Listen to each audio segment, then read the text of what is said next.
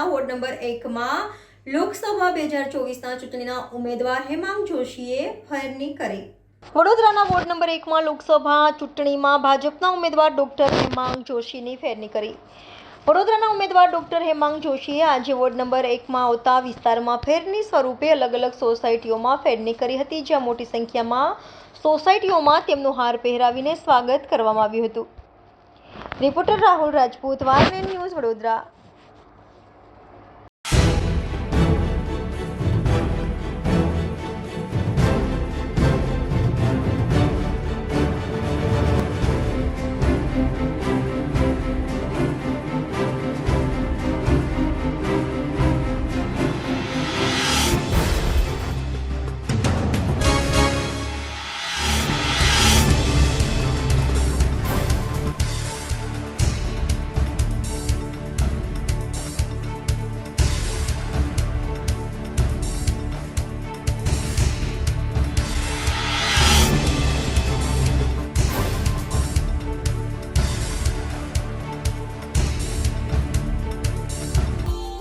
Subscribe now and press the bell icon.